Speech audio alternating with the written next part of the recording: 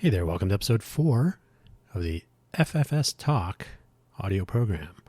I'm your host, Dan Hugo, recording this late in the evening of December 20th, 2023. That is a Wednesday, coming up on the end of the year. Very exciting. Although this is only episode 4, so the FFS Talk reboot in its early days. A few topics to talk about. Looking forward eventually to maybe having guests on to talk about both the what works and what doesn't part. What can we do about it? Definitely fodder for conversation with people who have differing views, different opinions, different approaches to closing gaps and so on. I have included in our show notes various links. The FFS program, by the way, FFS Talk, is a talk program inspired by an expression used by many Irish people. If you are not familiar, you should speak to more Irish people more often. That's a good rule of thumb anyway. So if you visit the show notes in your podcatcher, pod reader, web-based podcast tool, or eventually if you visit our website, which is making a return eventually, you can see some links. The first couple are shameless self-promotion. This is not a show that will garner much attention from advertising, but this is a tip economy in which I find myself here in the greater Vegas area, so you're always welcome to support this show or any.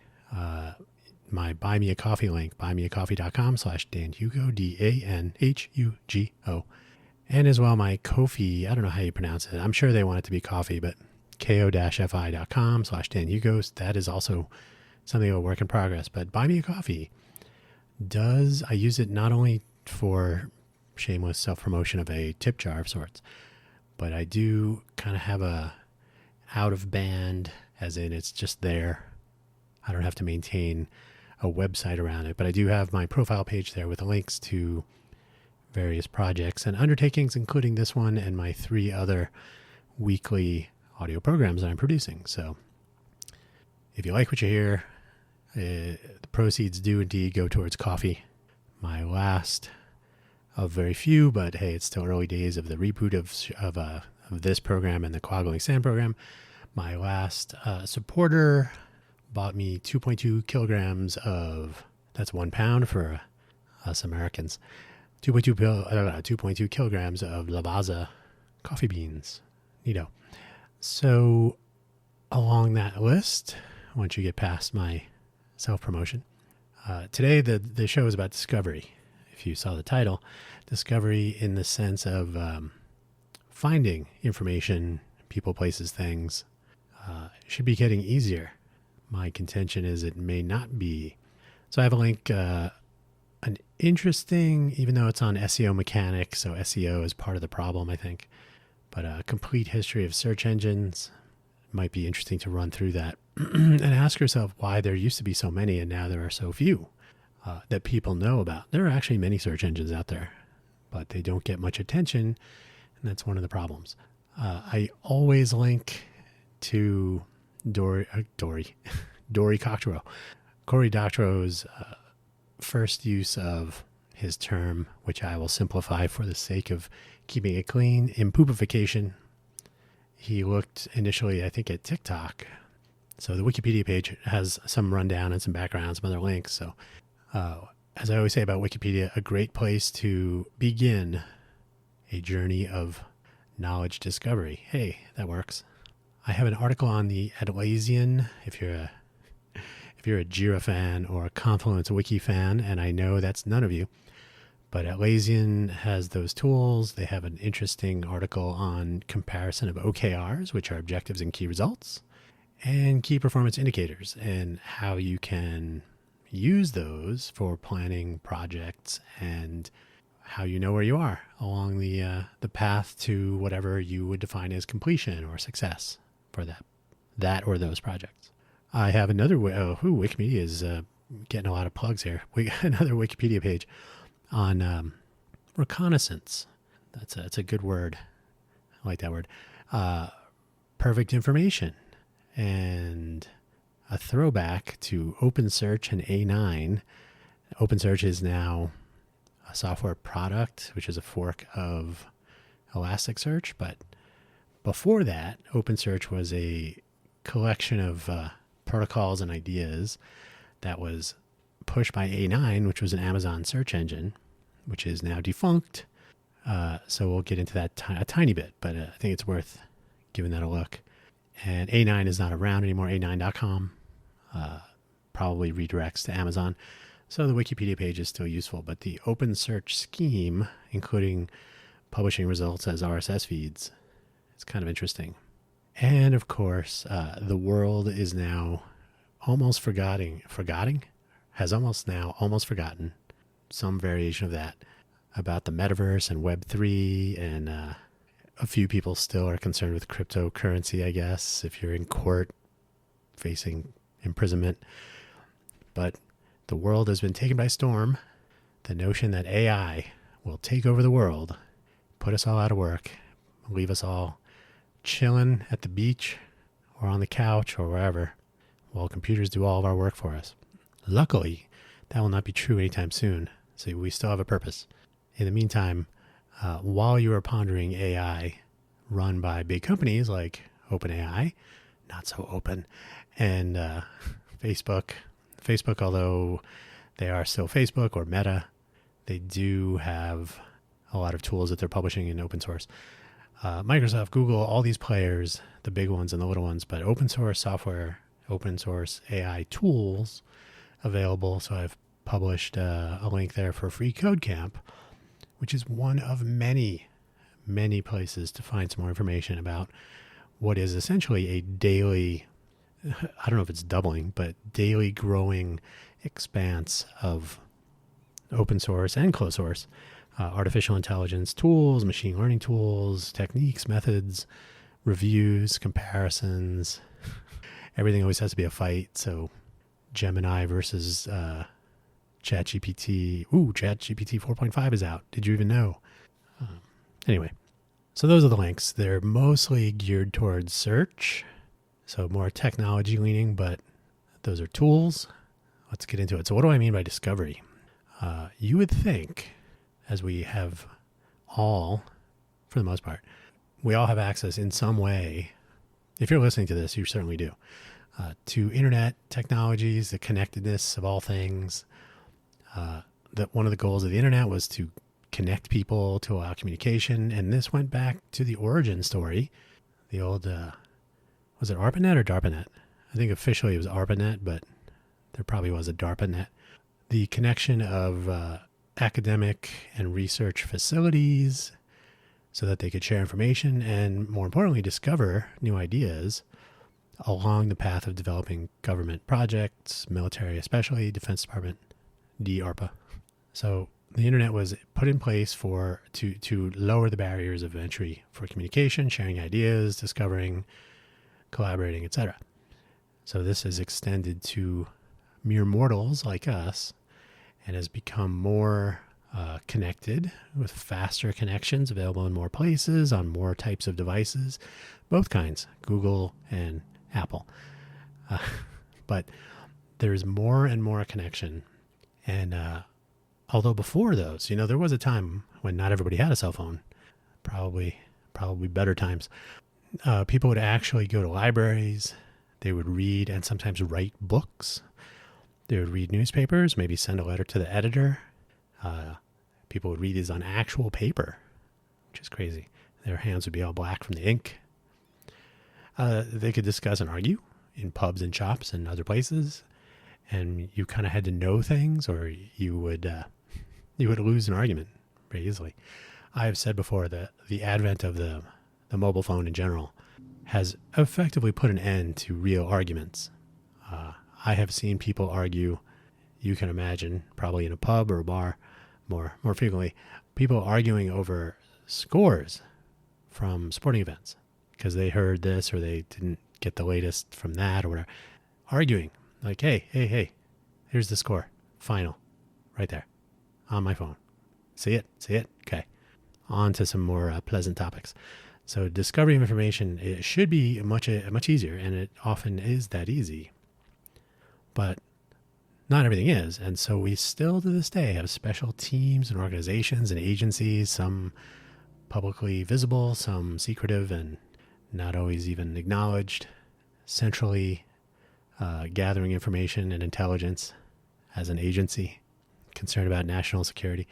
So these organizations, especially in the military, are tasked specifically with seeking out information and trying to get it and analyze it, turn it into, seeking data, I should say, to turn it into information faster than the other one, faster than the competition. And of course, that's reconnaissance in the normal sort of military sense. Reconnaissance applies to most things nowadays. You could be checking prices for milk or eggs, and once you get over the shock of the markup, you try to find the best price. So you're doing a little recon before you go shopping for your groceries. Same with gas prices. Same with, and there are internet tools available now. It's an entire opportunity to provide people with best market solutions for thwarting what we might call inflation, but might also be called price gouging. So discovery of the best price. There's a site called Gas Buddy, which I have not linked to. Surely there are price comparison tools for groceries, etc. Car prices, everything. Everything has a comparison tool, I guess, in one form or another, and that's just like search engines. You can take it at its word, but discovery, if early enough, by the way, if you can find out something the moment the information or the data becomes available and turn it into information for your own uses, you can almost predict the future. And if you can do so ahead of other people, your competition, your enemies, your frenemies, you may come out ahead. And better decisions can be made either for your own gains or for territorial or other economic or other kinds of gains like that against your competitors.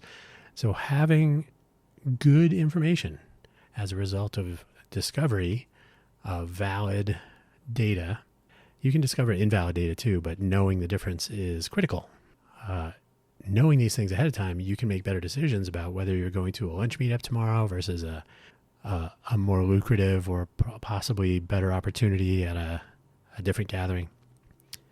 Maybe you're planning a military invasion for next week and you want to make it sooner because of weather. It could be anything. Weather is a huge one when it comes to discovery, and lots of computing time goes into weather models for exactly that reason, because that's the value of data and the value of information that comes from it. By the way, I should put a link to the Shannon information theory. So data is slightly easier to come across, good and bad. Information is what you distill from it. Hopefully you get rid of the bad information, the outliers, and the possibly nefariously sourced data items. You assemble and analyze and eventually arrive at a package of information on which you can or should make decisions. So knowing is half the battle, as they say. It is often the other half as well. When you know, you can ideally make better decisions. Piece of cake. Possessing information is in itself valuable often. And I just gave a couple of examples. My Gas Buddy, or I think it's Gas Buddy. They gather data on pump prices at different locations around you. They assemble it into useful information. I'm sure they have a way for people to reject a price, like, hey, this price is wrong, or it has changed. I don't have a car anymore. I got rid of my car, so I don't keep track of gas prices quite so closely. But the fact is, they build a platform to provide this information. They possess the information. I've seen Gas Buddy quoted in newspaper articles when gas prices are rising quickly. So you become an authority. The value is having that information and treating the data that you that you ingest, that you consume to generate that information, ends up providing you with not only the value of the information itself, but a reputation for doing so. And that's why you get quoted in newspaper articles, or you become the go-to resource. You build credibility. Often this makes the information you possess more valuable to more takers. That is, since we're on gasoline, we'll say gasbuddy.com. It's one of those. they, if they consistently deliver correct information, then they become the go-to resource. They become more valuable as a resource, and more people will visit, and they'll tell their friends, and it will become sort of a generally accepted premise that GasBuddy has the best price listed. It will help you find the best gas price within your acceptable range. Everybody wins, right? So the perceived credibility comes from people accepting that. The notion is GasBuddy has the best prices. They tell me where to go to get that 10 cent per gallon savings and so on. So I just go there. Now imagine you have a site like GasBuddy. I'm not saying they do this. This is not an accusation. This is purely a hypothetical. Suppose GasBuddy doesn't list the best prices.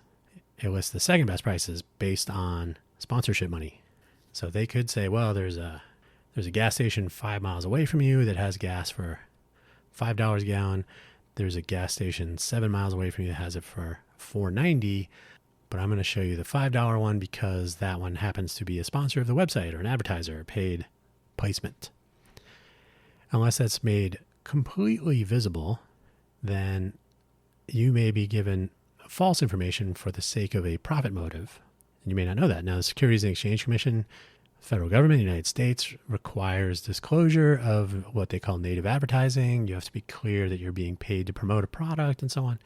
But we get into some gray areas, I think, and I don't know if there's specific legislation or regulation of this, but suppose rather than placing a paid advertisement separately or higher in rank or so on, what if I just don't have the data for the lower prices? What if I happen to have data captured and analyzed and presented as information for people, and it doesn't have the complete set of data, but it has the data that fits my business model, and that just works?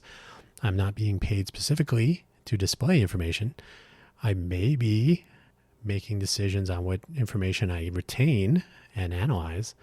And again, not accusing GasBuddy of this at all. So this is purely hypothetical. There's really not much to gain from doing this with gasoline at pumps, but certainly there are bigger and more financially lucrative fish to fry in that space.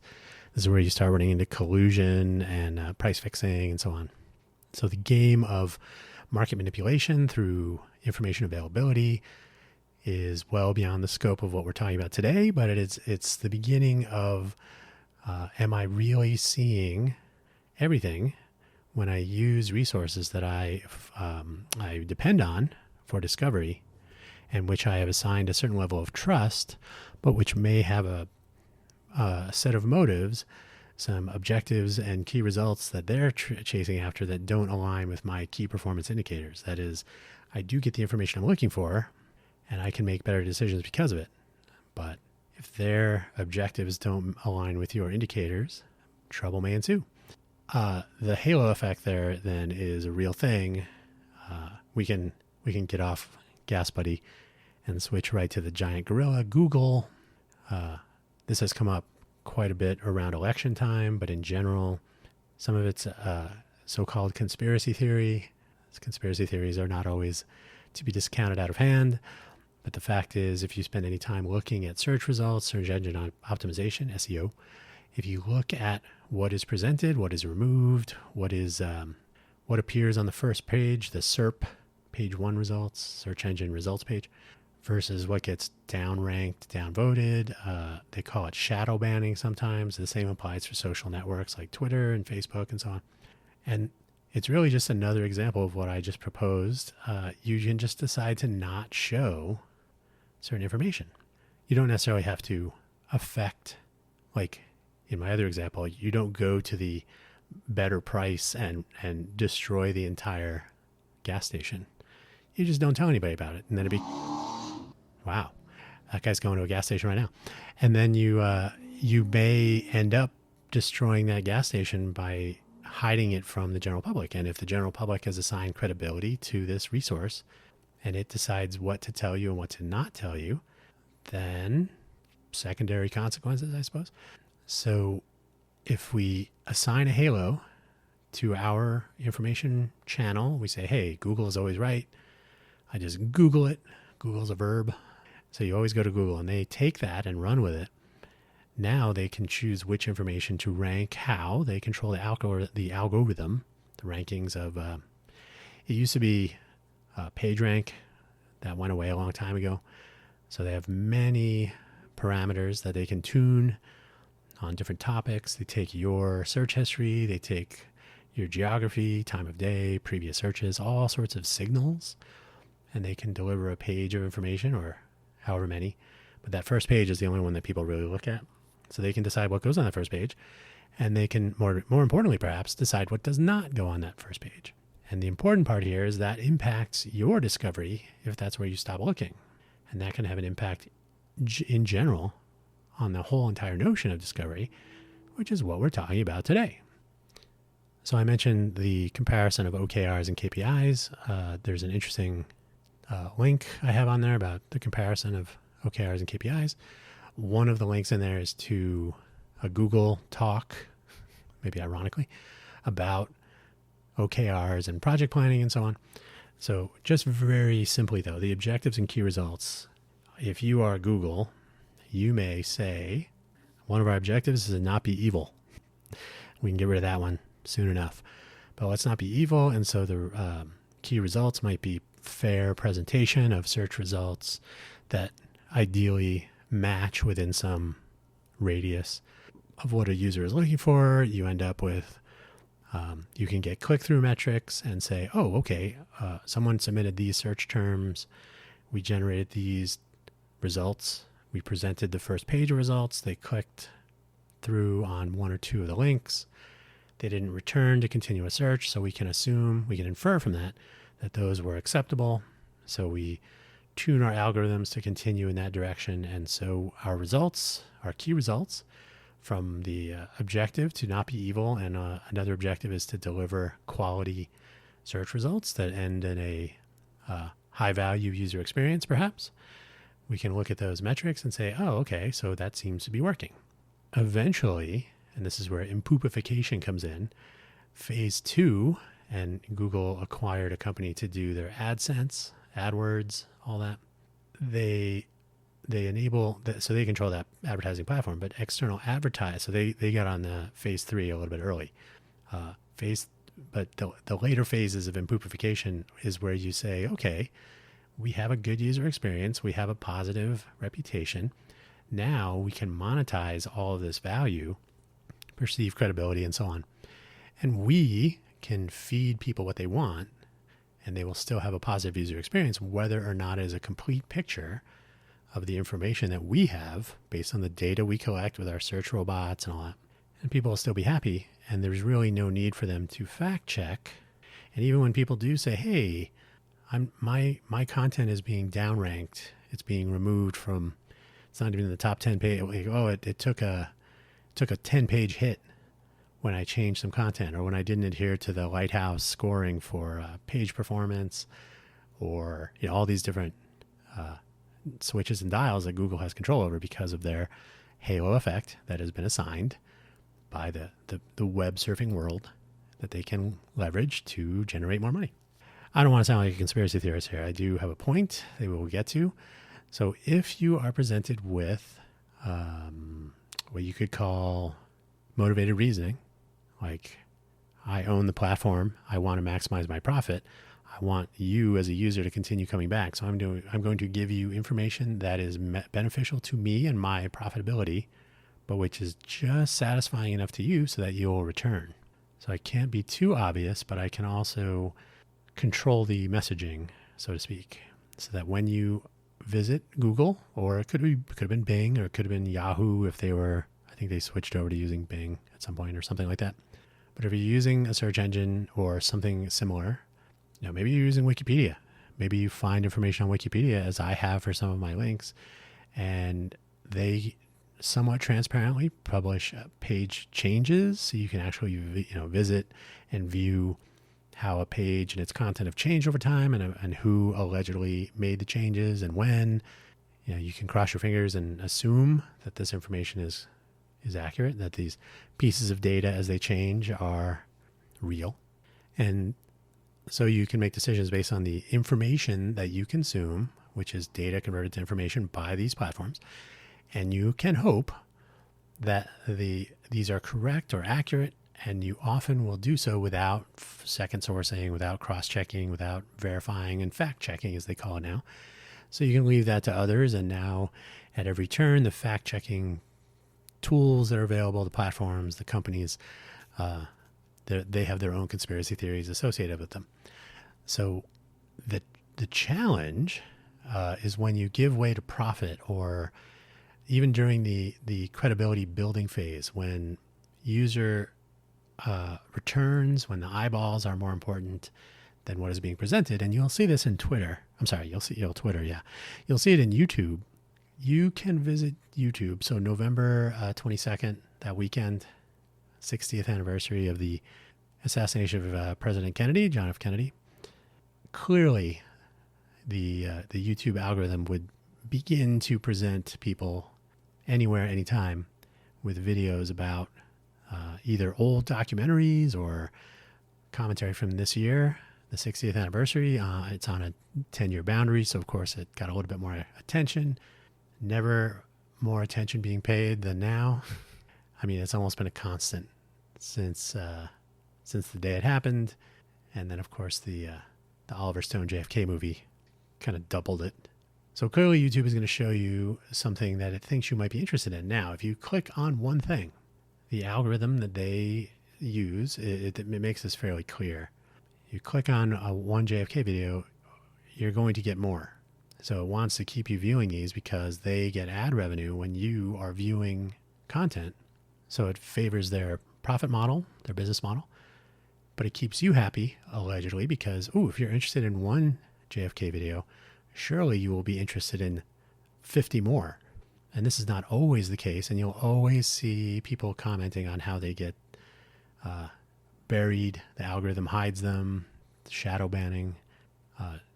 You can see it and certainly infer that from a YouTube user experience, just from the information you're presented. Woe to those who, whether on purpose or accidentally, or if you have autoplay, maybe you'd be interested in this World War II video. And suddenly, if you don't take action, you will be inundated with that infamous German leader. We don't have to say his name. We know who he is. Shout out to Norm Macdonald. So Norm was fine. That other guy, not so cool. So the algorithms will feed us based on the profit motive and whatnot. So this controls or alters how you access information. And if we continue to assign a halo to the likes of YouTube, we just, I guess that's what's next, or I'll watch what's presented to me in the suggestions page. The TikTok algorithm is sort of set the bar for both effectiveness and cringiness. So if your platform, you have to play the game that the platform sets the rules for to decide whether you will be seen by the masses. And this obviously affects discoverability of what you're trying to accomplish, what message you're trying to share, whether it's good or bad, useful or not. So profit maximization begins to kind of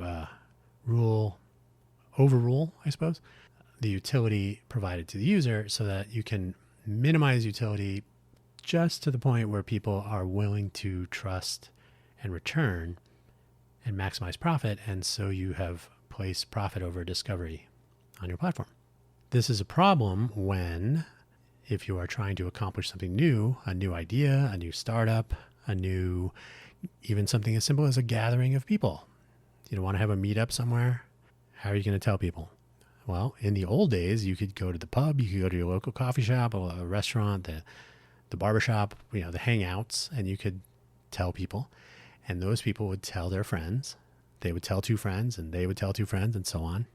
And people would find out about it. If there's a local media platform of some sort, used to be a printed newspaper, a handbill even, you could make an appearance in there. Hey, coming up next week, something's going on. Check it out. The advent of the internet means that you can now publish yourself, and that was back in my day. You could publish your own website on your own domain name, or you could publish it somewhere else. The tilde, famously popular URLs for a while, especially at universities. Like, I put my resume online. It's at hmc.edu/tilde-dhugo/resume. Whatever. HTML probably. although back then probably TEX.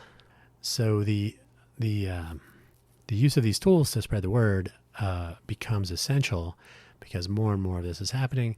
So discoverability of what you're trying to accomplish, especially in a startup or entrepreneurial ecosystem, the ability to discover these things is hampered when the platforms are not aligned with their OKRs and your KPIs, right? As an organizer of events, I have my own OKRs. That's a discussion for another time. We've talked about it on the Cafe Genius Impresarios audio program. That was the topic of some meetups we had, how to have better meetings. So organizers have their own OKRs, just like platform owners that are driving these information resources to aid or hamper discovery, right? So if the OKRs of the platform don't align with your KPIs, which is how many people saw my event, how many people RSVP'd, how many people attended, those are pretty simple. Those are what you can have your a more nuanced set of key results that will align with your objectives. But as far as the performance of these platforms, whether it's LinkedIn, whether it's Eventbrite, whether it's Meetup, you may want to get some sort of hard number output. Your indicators are, traffic, visibility, intent through an RSVP, and then actual completion or conversion to someone showing up. Maybe you're monetizing it, maybe you're developing a business network, contacts, whatever it is. But the things you can take away from these platforms are, did people see this and did they show up? So if in your entrepreneurial innovation ecosystem, it is tremendously difficult to discover anything, and I'm going to use Las Vegas as an example here, anything that is not a stadium, road construction, building and unbuilding various parts of the greater Vegas Strip and surrounding areas for fun economy events. If you haven't killed someone, if you're not plotting to kill someone, if you haven't stolen a car, if you haven't decided to run for office, crime and politics, these are the things that get attention. So being discoverable as a startup entrepreneur, if you're opening a new restaurant or bar, you will get some attention, not a ton, but you will still get attention. You will at least get help from local social media, and you will get mentions in local vertical outlets like Eater Las Vegas. So there are outlets that will focus on your restaurant and bar, which kind of figure into the extended fun economy.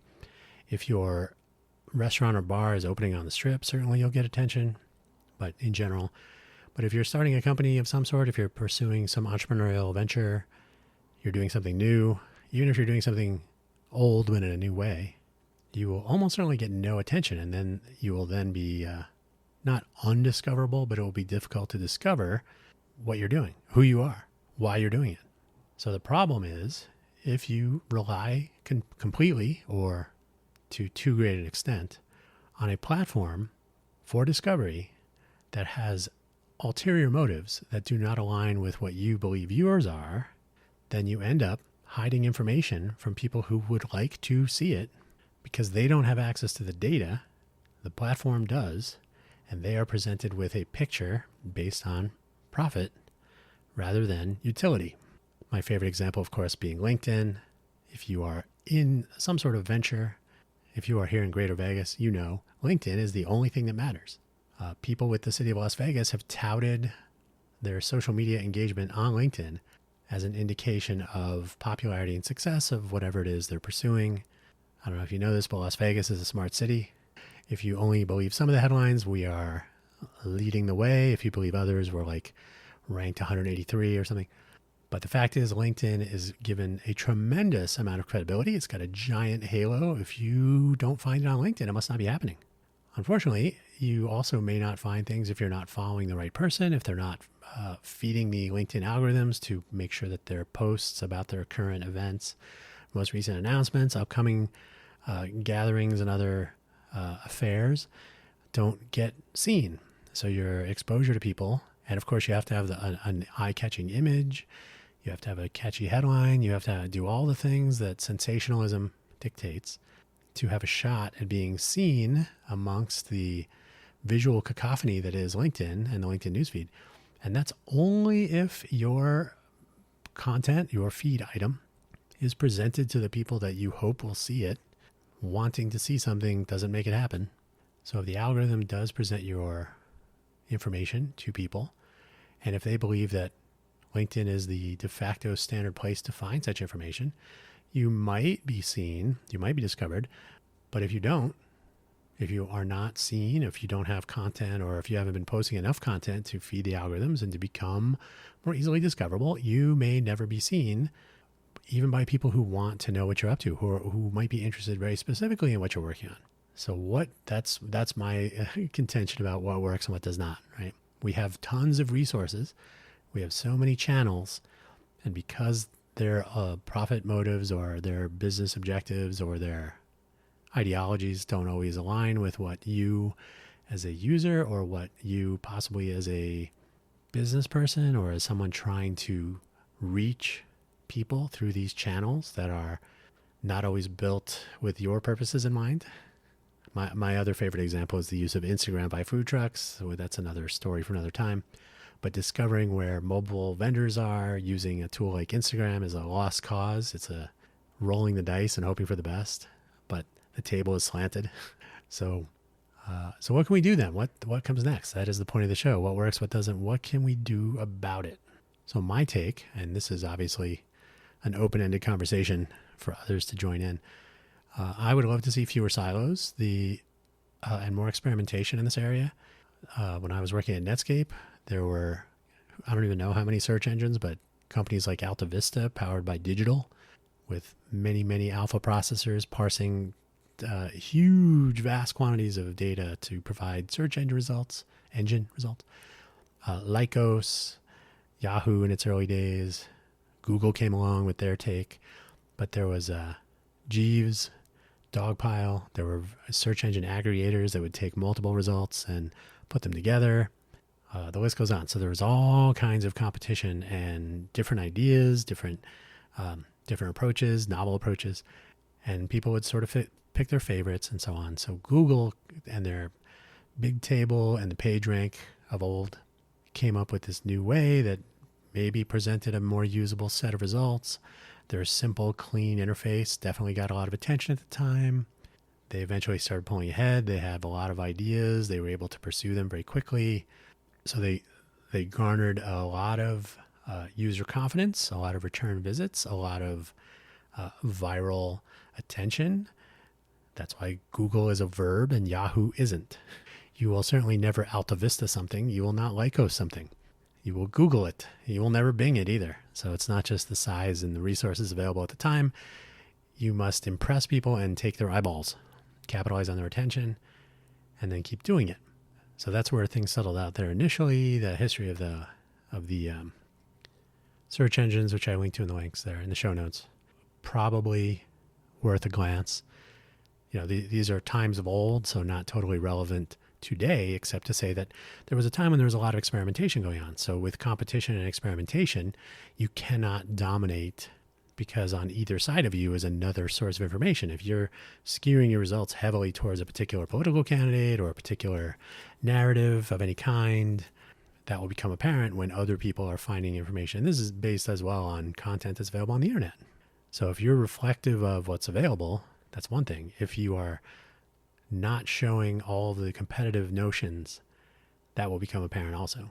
So the execution of reconnaissance by third parties, when you don't know their alliance, their agenda, you have to decide whether you are gathering perfect information. And again, you can check out those links. Perfect information is a complete picture. It's used often in economics. If you know all of the prices for gasoline or other, you can make an informed decision. If you have imperfect information, some of the better gas prices might be left out for whatever reason. You can make a decision based on the imperfect information, but it will not be optimal in the context of that missing information. So now the question is this: can we reignite the environment of experimentation that went around, or that enabled, or that uplifted these various notions that, there must be a more interesting way to find things on this ever-growing communications terrain that is the internet. So now, luckily, decentralization is making a comeback. I personally am a fan of decentralization, of federation, of publishing your own content, being your authoritative source rather than handing your content to LinkedIn or to Facebook or others. You can link to your content on these platforms, but if you retain the original content, you publish it on your own platform, then you cannot so easily be canceled or shadow banned. You can be shadow banned on a particular platform, but you can always be found. And ideally, having direct connection with your clients, your customers, your fans will help them to be able to find you without these gatekeepers who may or may not have an agenda. So your discoverability is a matter of you communicating directly and people who want to discover you being able to find you directly. So making that easier is not exactly high on the list of immediate massive profit and marketplace domination. But once you have players that are doing that, you can either resign or you can say, oh, maybe there's an opportunity to do the things that they stopped doing. So the Fediverse is catching on, part of that decentralization and federation effort. So things like Mastodon and Lemmy, what is it called? There's an Instagram kind of variant. And so we're in the phase now where there's a recreation of existing familiar platforms. And this is the Raymond Loewy notion, the minimally advanced yet acceptable approach, familiar surprise. So if you're going to build a new kind of platform, you make it look like Twitter, Facebook, Reddit, Instagram, and you do something a little bit different, and you eventually make your changes over time so that it isn't such a shock. If someone came out with a radically new idea today, it would be compared with Twitter anyway, be compared with Facebook. A lot of the complaints with Mastodon are that it's not like Twitter.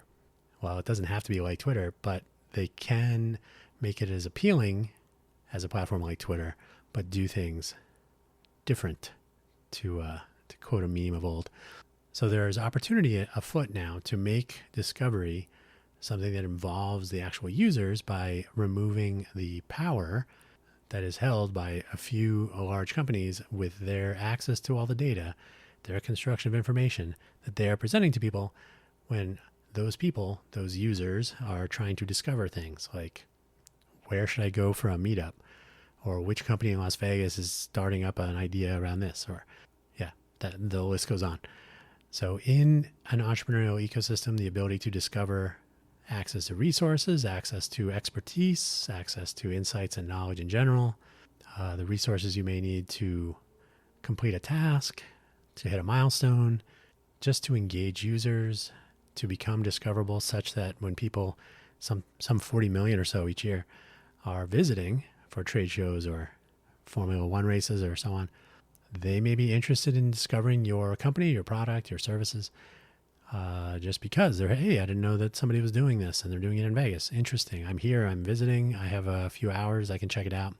But you will never be discovered because you are not building a stadium or tearing up roads. So discoverability becomes a question of end user utility over profitability, which is a very, very, very hard sell. One that can only be accomplished by entrepreneurial innovation and the mindset it takes to do those things in an ecosystem that enables them. So that's sort of what we need. That's what comes next. There are too many resources available, an embarrassment of riches before us. You can spin up an infinitely huge website, set of tools, and so on. No shortage of the open source, large language model, and other machine learning models and the tools to drive them. PyTorch, TensorFlow, the many in that space. So the ability to build your own, never more available to those so inclined. There are enough protocols and practices and tried notions that have failed. Some have succeeded, some have done sort of in the middle. There are things like ActivityPub, which power the Fediverse today. There's RSS feeds, which were made available as a format for search results in OpenSearch from A9, which again, no longer functioning. So there were ways to publish information so that they could be shared and reused. There was a really cool project, which is long gone, but which has been sort of duplicated or maybe stabs at re-implementation. It was called Yahoo Pipes. So you could take inputs of RSS feeds and manipulate them such that the next step, it's sort of like IFTTT or Zapier or similar projects like that. You could take search results from an open search result set as an RSS feed. You could feed it through and match it against an RSS feed from this podcast, this audio program. And you could do some sort of keyword manipulation and matching and come up with some article links that were relevant, or who knows? You could do whatever you wanted. And it was a visual tool, very cool. I'll stick a link to that in the show notes as well. Not that it's still functional. Yahoo Pipes and YQL were two interesting projects, in my opinion, that didn't survive. But that said, today, so many years later, you can do anything you want in this space. If you are inclined, if you have the wherewithal, or you have people around you who are, and you can actually sit in an ideation hub, discuss ideas, come up with a plan, and execute and see what happens. That's what an entrepreneurial innovation ecosystem fosters. And I would argue that while there are several missing pieces, we do have enough of those to get started. By the way, I'm doing an episode of the Cafe Genius Impresarios. It will be working from Vegas, SWOT, strengths, weaknesses, opportunities, threats. So maybe you can invite friends to visit and build these things. So getting over the main hurdle, unfortunately, perception is often reality. And this is where the majority of the population lands. So of course they Google it. There's no reason to not Google it. Of course they go to TikTok to find how to do things, because that's where they find things. So there is a major hurdle as far as adoption, the cost of change. So in order to change from using Google and TikTok or whatever the collection of authority is in use by your target audience, there's a cost, and getting over that cost is a challenge, probably more challenging than building the tools that you want to build. There's often an emotional response that drives this. There's a confidence in the outcome. There's the entertainment value. There's the algorithm feeding the various brain chemicals that make you want to continue to the next video or the next whatever. TikTok videos, you can spend all day and oh, wow, where did the day go? I only fed their algorithms and not my own. We stick with what we know, even when we're not sure why, because it just feels right. The advent of large language models will herald a new set of tools, a new methodology, and they will certainly make search engines different. You can now ask real questions, and it could just generate results for you rather than pointing you to articles to read. So a quick summary of how to, I wonder if you ask Google where the best gas price is, what it will tell you. But if large language models can generate suitable results, why bother looking? And if you don't know the biases inherent in the particular model in use, and you don't care, then you may trust the results out of hand and move on with your day. So I have used the analogy previously, just in general discussion, that if you go to a doctor or surgeon or dentist and you say, I need, or even a lawyer or some other profession that requires a certain amount of education and certification, and you say, even a restaurant, do you have your health department inspection grade visible? You should. And you walk in and you say, oh, you didn't go to a med school that I've heard of. Why do you have a C on your health department grade? You have these visible cues that you can actually look into. You can investigate whether you want to conduct business, put your health and your wellness, your stomach in the hands of these people based on what you can see. This is not afforded you typically with the modern approach on large language models with AI. You don't know what it knows and what it does not know. You don't always know where it's getting its information or how it's building the result it is presenting to you. So you might take it at face value. So there's an opportunity to take advantage of the technology, but there's also an opportunity to be transparent, to be more collaborative with end users so that they are part of the process rather than being told something and they're then expected to just take it. Like, yes, this is the correct answer. Look no further. Often ChatGPT will disclaim itself in that regard, but that may change over time. And of course, people will stick with their known knowns, but they're also fickle. So if you come up with a better way and it's visible, usable, reliable, people can compare it, because inevitably whatever you do will be compared with the status quo. If you do it better, if you do it faster, but if you do it better, if you do it easier, if you have a surprise on top of a familiar experience, you may just get somewhere. And your users and the general population will benefit. And that's how entrepreneurial innovation works. So that is my presentation today about discovery. It's a little bit wandering because I think there's a lot to discuss here. I would very much like during 2024 to have a few conversations about tools and methods, how the modern take on technology and human interaction vis-a-vis ChatGPT or similar. Tools like Llama and so many more tools available on Hugging Face. That's in that list. That's in the show notes. Various tools like this. Obviously, the ability to use them without having to be a coder, without having to be a programmer. Couple this with tools like what ChatGPT, OpenAI launched recently to be able to build your own GPT applications and monetize them. These will be interesting to people. They are ways to alter the status quo, to challenge it, to enable people to turn ideas into action, to turn needs and wants into outcomes and actionable benefits that they can actually make use of. So only more opportunity. Anyone who thinks that AI is going to take jobs can perhaps take an opportunistic and optimistic view that there's just a different view one must adopt and adapt. But I think it's encouraging so long as we realize that we can actually make discovery one of the things we can actually improve upon rather than relying on status quo and wondering why nobody shows up, nobody reads, nobody sees.